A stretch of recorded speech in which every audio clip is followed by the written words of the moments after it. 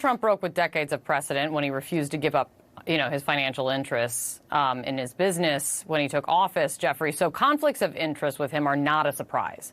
But the Trump Hotel in Washington was a particular minefield. And is that what we're seeing right here? I mean, what jumps out to you?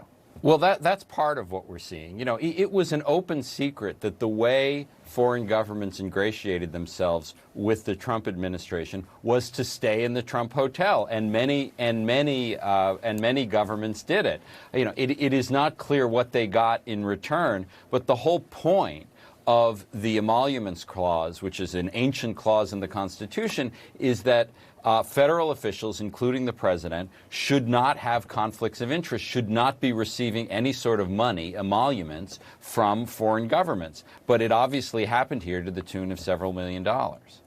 There's been so many questions raised about Trump's relationship with Deutsche Bank. The committee saying that in 2018 they allowed Trump to delay payments on a loan of $170 million. I mean, how could this fit into the larger picture of Trump's relationship with this major bank? And I mean, as Kristen was laying out, to this point, it's been like this black box. Well, this reminds me, bear with me on this. Donald Trump was the subject of a friar's roast back long before he was president.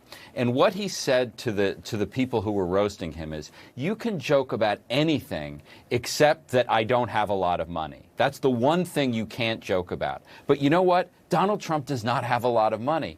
And I think people are missing the point when they say the real risk to him is criminal prosecution, whether in the Manhattan DA's office or something coming out of January 6th. I don't think there are going to be any criminal prosecutions. But because Deutsche Bank was so indulgent of his failed businesses for years and years, he has been able to stave off financial disaster. But Deutsche Bank has said, we're done with him now. And he is not going to find American or big lenders in the United States or companies that do a lot of business in the United States. And that's the real problem he faces in the next few years. It's not just this hotel. It's all the hotels that are doing terribly. And he doesn't have the money to pay back his loans.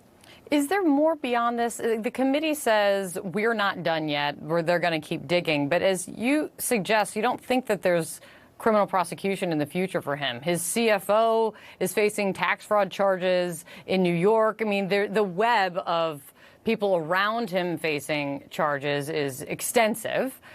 But you think that how does this all fit together then? What Congress gets to next, I kind of wonder. Well, I think it is fair to say that the former president has been very good at protecting the secrecy of his business operations. We are just finding out today that, in fact, the hotel was doing poorly. I think anyone who can say for certain what Donald Trump's finances are or will be is blowing smoke, because we don't know.